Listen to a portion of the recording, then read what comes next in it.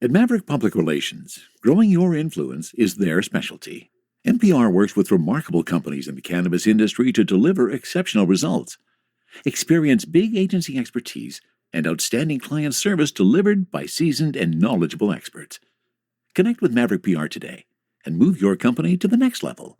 Visit them today at www.themaverickpr.com. From a studio high above the clouds of the Okanagan Valley, this is the Cannabis Podcast.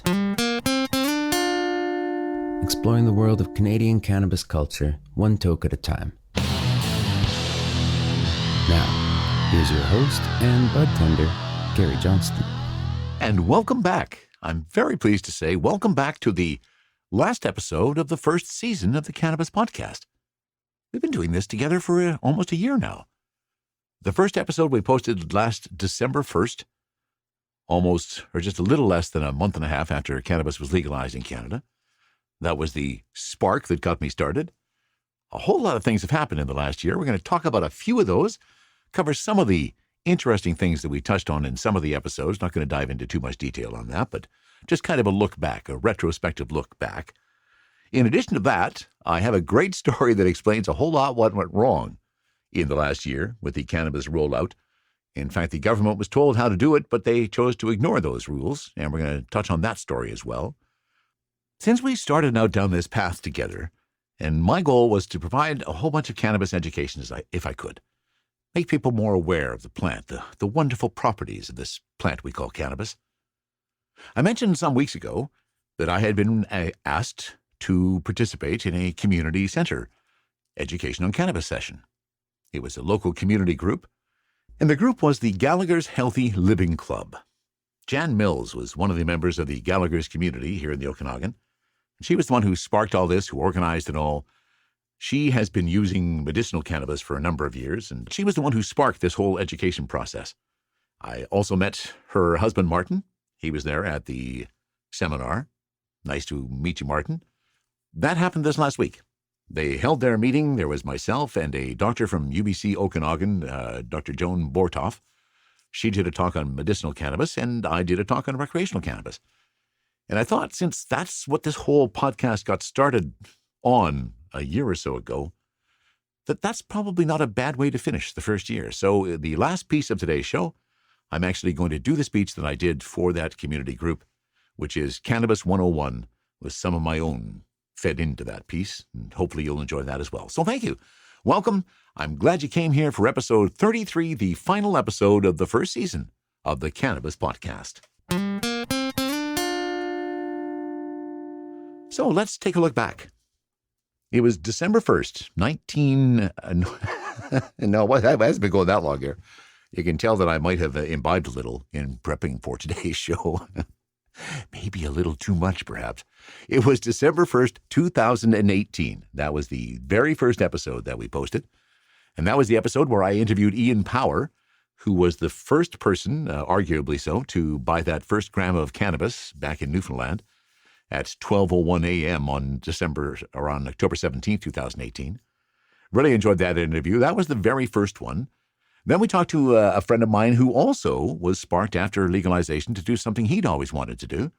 That was David Wiley. David started OkanaganZ.com, a marijuana media company. And there's a bit of a follow-up to that. In fact, they just published their first print magazine of Okanagan Z. So David continues to do well and doing lots of things.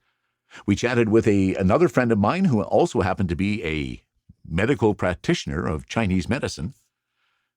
And that was an interesting discussion with Michael Cote as he talked about trying some cannabis that he had been gifted. We talked to another gentleman from Newfoundland. If you remember that was Thomas H. Clark, who has been in the news lately because he was not allowed to get a bank. That's the problem he's run into since we started all of this. He had to move to a cash-only business because in Newfoundland he couldn't get a bank to support his THC or his cannabis business. Interesting, isn't it? So much has changed, so much has remained the same over this last year. Probably one of the biggest changes from the podcast perspective was in and about episode number 10 or 11. We started out doing strain explains. As you may remember, I'd pick out a strain and offer some opportunity of what I thought that strain tasted like, felt like, and all of those sorts of things. And then as my education of cannabis continued, realized that strain was more reflective of a virus, like literally a medical virus, as many people were starting to talk about. And that's where the whole concept that I first learned of cultivars, a cultivated variety. Stop calling them strains, let's call it a cultivar. And lo and behold, that's when Strain Explained very elegantly morphed into Cultivar Corner. Of course, I have to thank my son Ian for the creation of the Cultivar Corner jingle. In honor of the fact that he did it, I think we need to hear it again. THC, CBD, terpene profiles, what's in me? Oh, please explain to me. Cultivar Corner, Cultivar Corner, oh yeah. Cultivar Corner, please explain this stuff to me. I still love listening to that, and I promise I will work my best to try to get another cultivar that we can take a look at next week. So that has been some of the things. I'm not going to go through all 32 episodes because you can do that yourself, but it has really been a great experience for me this last year since starting this podcast back in December. The feedback that I've gotten from you on the things that you're enjoying, the things that you like hearing. And I guess the thing that gives me the biggest impact when I hear from people who are listening to the podcast, and that's the amount of information that I try to put out each week. Try to give you just a ton of information on cannabis, its evolving or its evolution in our country, how the laws are changing, how cannabis itself is changing. And that's probably what gives me the biggest bang when people respond that they love the information I put out and they're enjoying the prospect. They're enjoying listening. So thank you for being here. Thank you for being a member of the Cannabis Podcast family. I'm going to continue to do this.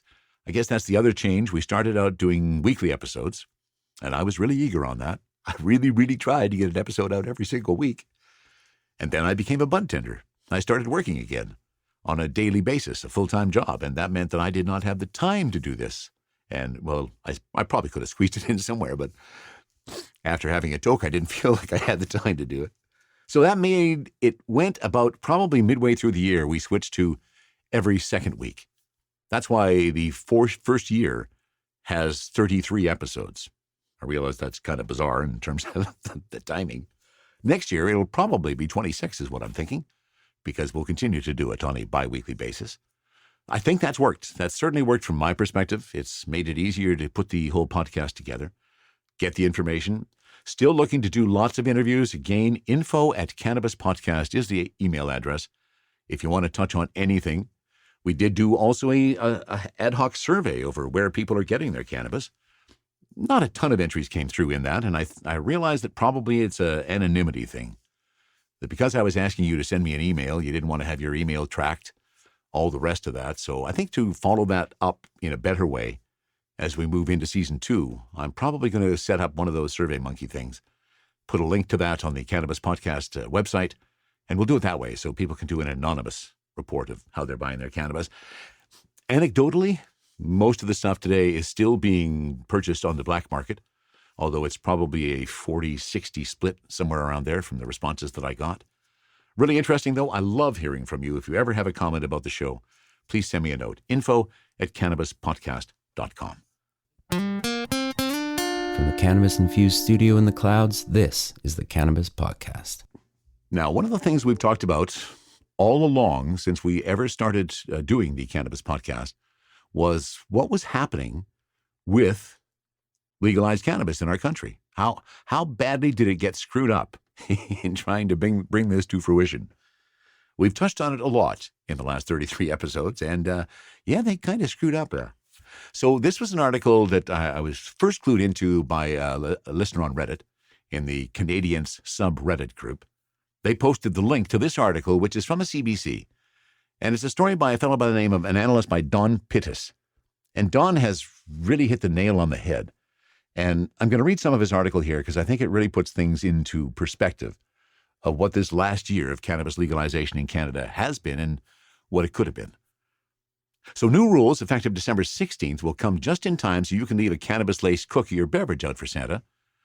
But if the struggling Canadian pot business is looking forward to Cannabis 2.0, as the availability of vaping products and edibles has been dubbed, they will likely be disappointed if they expect it to be a Christmas present that will solve their financial problems. The sector that was so recently a stock market darling and then attracted small-scale entrepreneurs like moss to candle flames has suddenly fallen on hard times, as heavier cannabis users who make up the bulk of sales simply don't patronize the legal market. The legal industry that only months ago worried about a shortage of the drug is now facing a glut. Established players seek new sources of cash as share prices fall. Experts predict a shakeout in the industry as small players, unable to find buyers, begin to fall. The numbers vary across Canada according to how each province has managed their own legalization rollout, and boy, is that ever true. But statistics show the vast majority of cannabis users still get their pot from what police sources recently called a strong, vibrant, dark market out there selling illegal drugs. While the legal industry battles to grab market share from their illicit competitors, economists could have told them this would happen. And not just could have, economists did tell them. In April 2017, long before cannabis became legal on October 17, 2018, economist Rosalie Wienoch, a policy analyst with the C.D. Howe Institute, was one of those who had a warning the government's expecting to get rich from legalized pot should have listened to. If the government taxes marijuana heavily, she wrote in an open letter to Bill Blair, the federal cabinet minister who led the way on cannabis pot policy, it will ensure the continuation of the black market and will be undermining its efforts to control the substance. Of course, revenue wasn't the only thing motivating government policy that helped keep pot prices high. Before legalization, health experts worried that legal availability and low prices would lead to a flood of new cannabis users. Gee, that didn't happen, did it? That pessimism from the health lobby was the mirror image of optimism from the cannabis industry and its investors, who foresaw Canadians smoking up a storm. But as it turned out, both sides were wrong.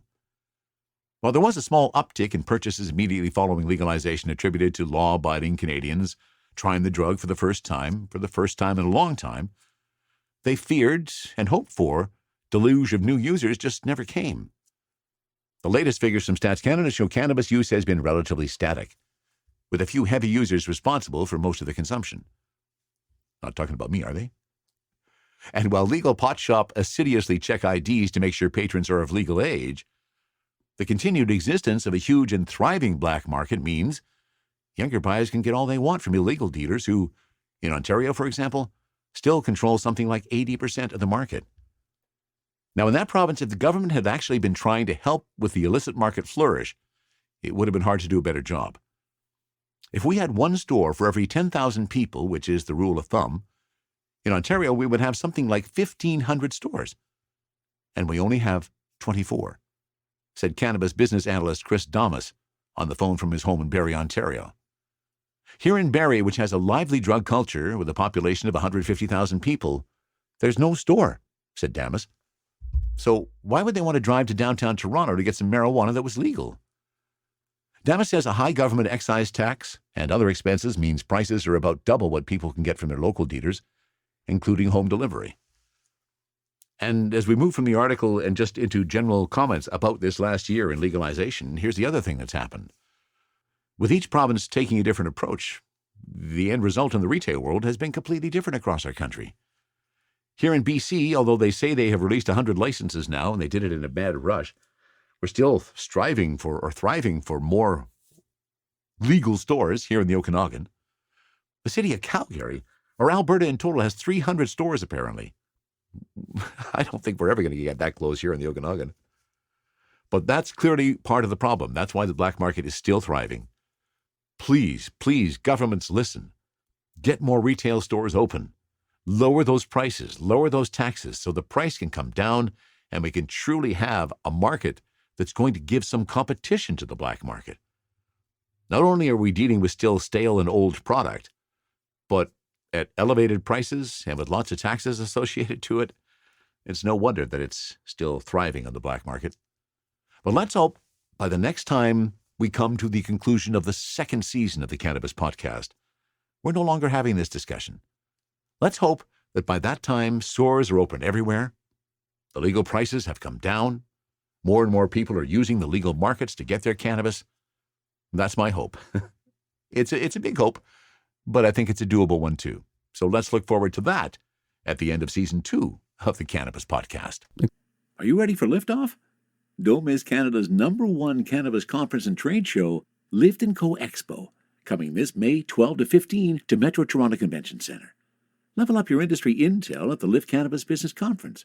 Connect with movers and shakers from across the cannabis industry and preview new products and services from 250-plus exhibitors. Plus, everyone loves Lift & Co. Expo's prizes, live music, and more. Visit liftexpo.ca for tickets. That's liftexpo.ca. Exploring the world of Canadian cannabis culture, one toke at a time. This is the Cannabis Podcast. And now, I want to share with you something that I was involved with at the Gallagher's Healthy Living Club this last week here in the Okanagan.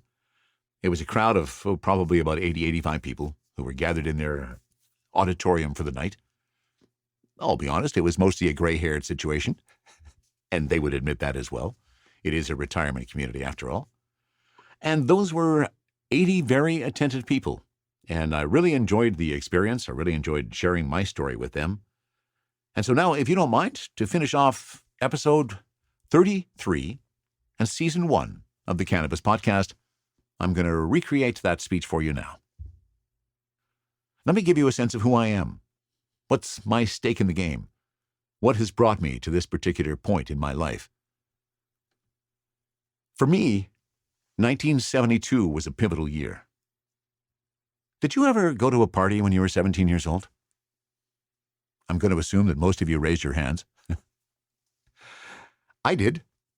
Now, did that party that you attend affect the rest of your life? Well, it did for me. In 1972, when I was attending a party in Williams Lake, now this party was happening at a local park.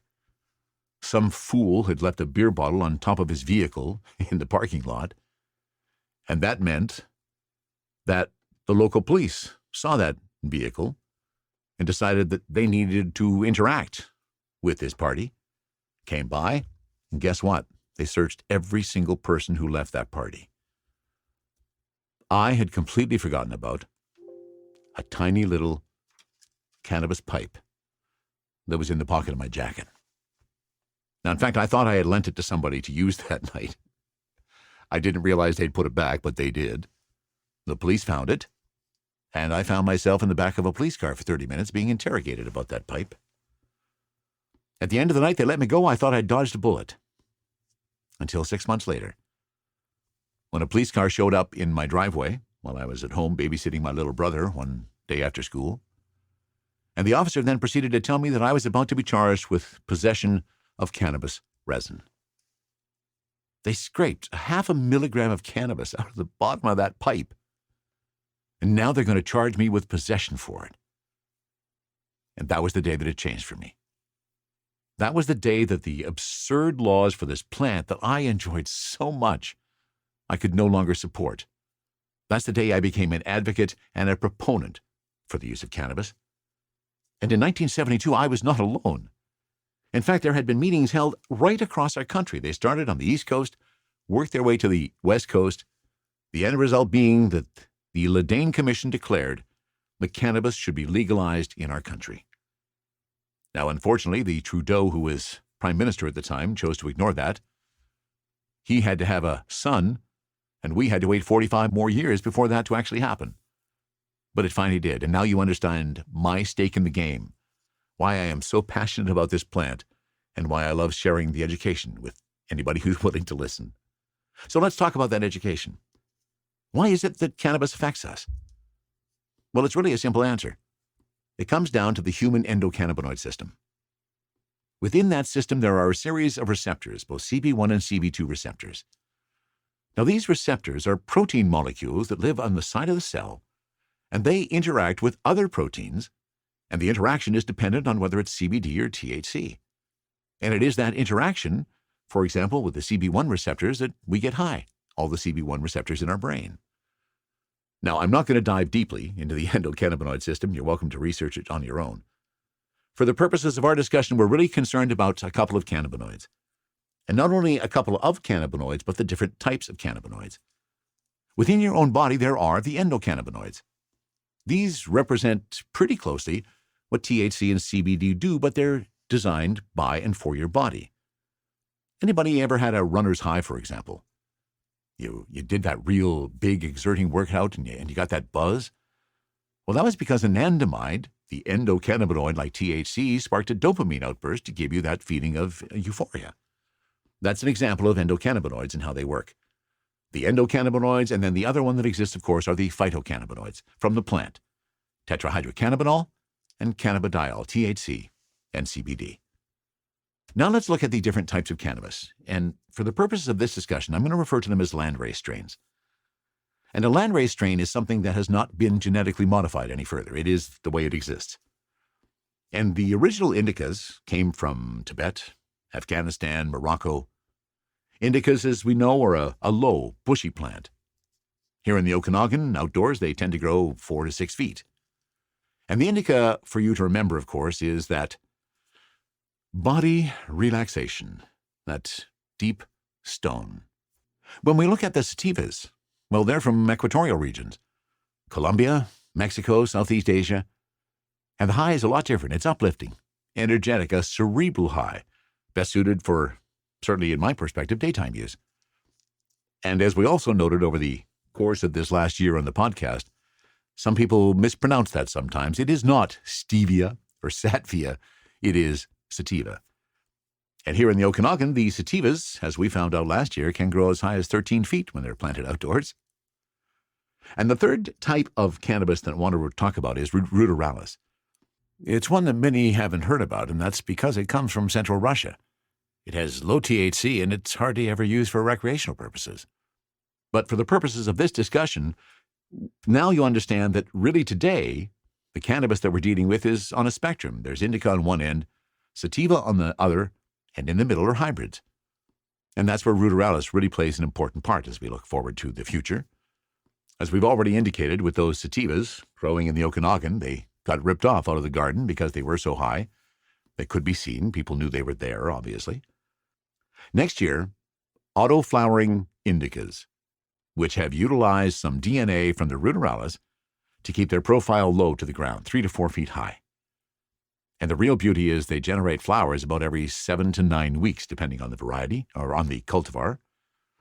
That's the plan for next year, so by the time they come to steal them, there will be no plants left. I can just put up a sign. Sorry, too late.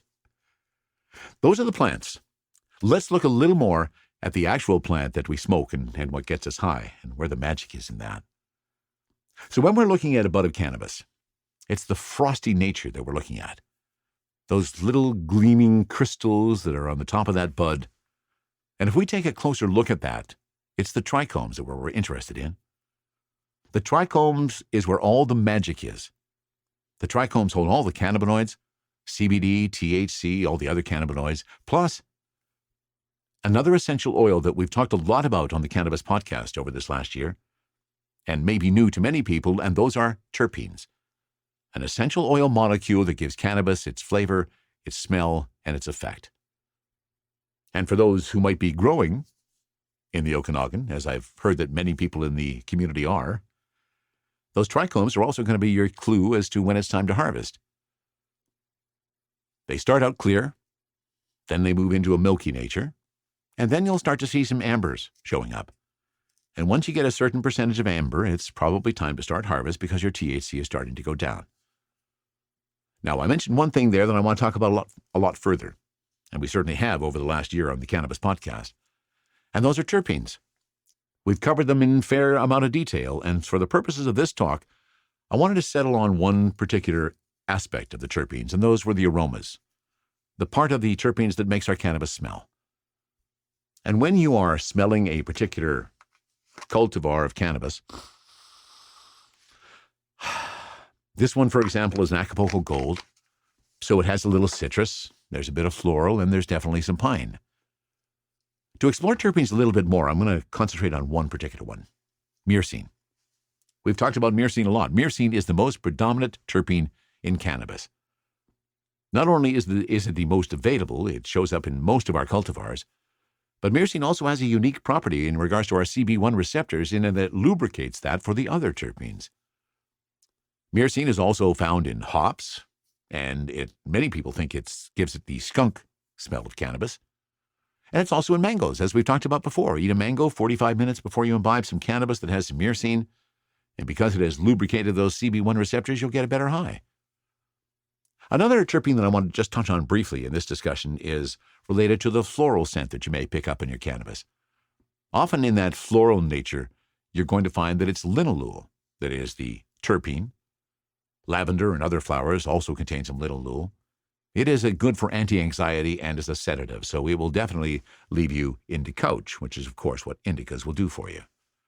So those are the terpenes. We've looked at those, the trichomes where they're all held, the cannabinoids that help to enjoy the experience as well. Tell you what, let's get stoned.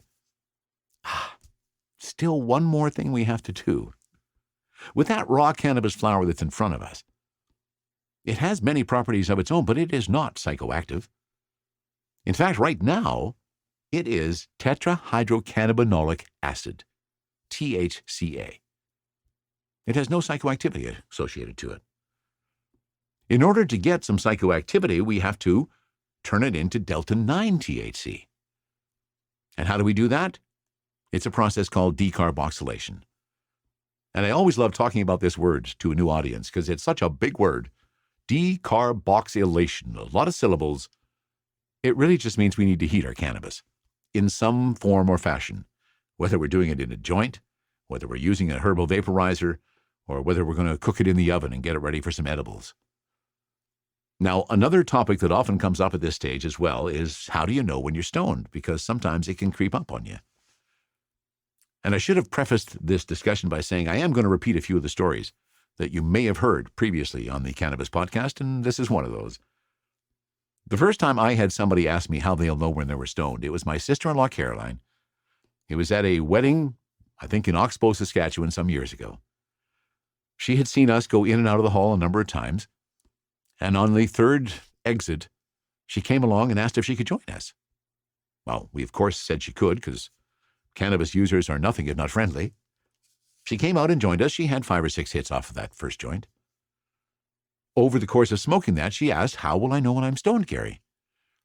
I said, well, it's an individual experience, Caroline. Everybody has a different experience, so I can't really say for you, but just go with it. I'm sure you'll be able to figure it out. We went back into the hall.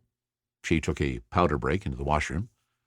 A couple of minutes later, she came out and she walked immediately to the head table, where the bride had laid down her really pretty, sparkly shoes down on the floor.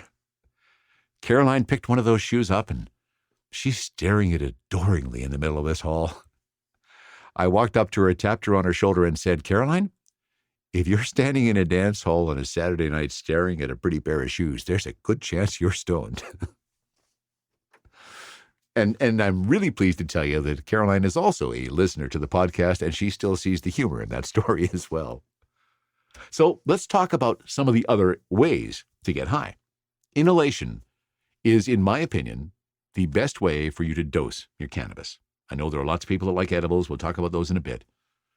So we're going to talk about inhalation consumption methods right now. Maybe you want to smoke a joint like Caroline and I did. That's going to deliver 5 to 10 milligrams of THC for you. And here's now where we also introduce the concept of time to effect. So when we imbibe cannabis in some way, shape, or form, how long is it going to be until we start to feel the effects? When we are inhaling it, it's generally 3 to 5 minutes once you've taken that into your lungs, held it there for a bit, and then 3 to 5 minutes before the high starts to show up. If you are a chronic toker, like many listeners are, you're probably going to need a bong. The bong is going to deliver 20 to 30 milligrams of THC. That's why many chronic smokers use a bong, because they need that big hit of THC to give them the effect that they're after. Perhaps you're going to look at a pipe, same as I did when I was 17, and hopefully you won't get busted for the resin in it. That'll deliver 5 to 10 milligrams of THC. With concentrates coming to the fore in just a little less than a month now, around December 17th, some may hit stores, probably next year in reality. But with concentrates, use a dab rig, drop that concentrate on it. That again is a big, big hit. 15 to 30 milligrams of THC that one hit is going to provide. And I had fun talking about this one on a golf course in the Okanagan, the vape pens. Very discreet if you're looking for some discretion when you're on the golf course, for example. But as I mentioned there, it is isolated THC. It doesn't have all the cannabinoids, all the entourage effect that I really like from smoking a joint. And then my favorite method of inhalation consumption is a herb vaporizer. And I made a real point because the doctor who was doing this talk that I attended. Her last slide said you should not vaporize. She was talking, of course, about the e-cigarette vaporizers and some of the vape pens, like I already discussed, and you know my opinion on those. I made a real point of making sure that the audience understood that the herbal vaporizer I'm talking about is simply you put your herb, your flower, on top of a ceramic heater, and you draw the air across that ceramic heater. There's no carcinogens. It's easy on the lungs. You get to taste your cannabis. I strongly support that as being the best method of inhalation consumption because, again, it allows you to control your dosage. Now, we talked about a couple of other methods as well, topicals and tinctures. A lot of people looking towards those topical skin creams for their arthritis, their tendinitis, any number of skin ailments that will help. Generally, those contain both THC and CBD, and I've had many people go to purchase some of those and be concerned because there's THC in it. They don't want to get high. And the response is just simply to let them know that because it does not penetrate deep enough to hit your bloodstream, there is no psychoactivity with it when applied topically. And then we talked a little bit about tinctures. A tincture, of course, can have CBD, THC, or any combination of that. And as close to inhalation, this is one of the fastest methods of ingestion. The time to effect is 5 to 10 minutes. First of all, you hold it under your tongue for 2 to 3 minutes, let your saliva distribute that to your bloodstream. And then in 5 to 10 minutes, you'll start to feel the effects of that tincture application. And then the conclusion of the talk was looking at Cannabis 2.0. Edibles became legal October 17th, as did concentrates. Those are expected to show up in stores around December 17th, probably not before that, because what you may not be aware of is Health Canada, once it was made illegal, they now had 60 days to look at any company's example before they would allow it for sale. That's why December 17th is the earliest you're likely to see that. The big difference here with edibles is the time to effect we've already talked about. If we're inhaling it, it's 3 to 5 minutes. If we're doing a tincture, it's 5 to 8 minutes. Now with edibles, because now the liver is involved, it's 30 minutes to 2 hours.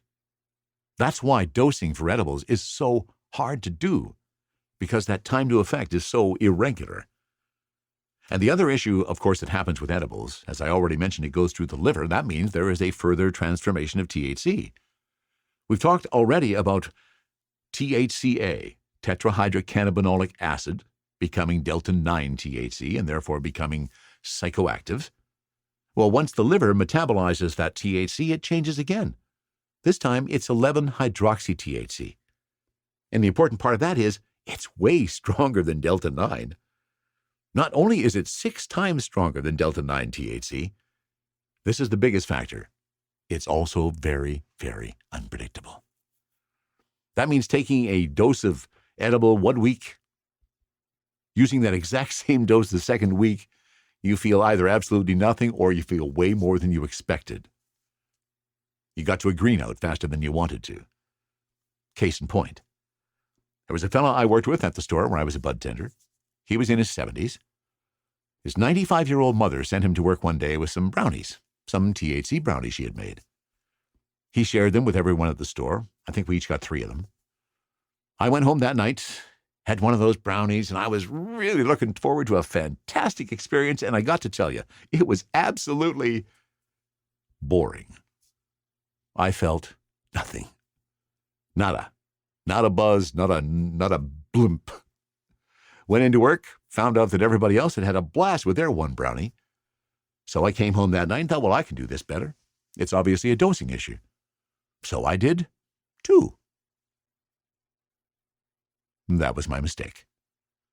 As mentioned before on this podcast, I have never been more psychotically stoned than I was that night.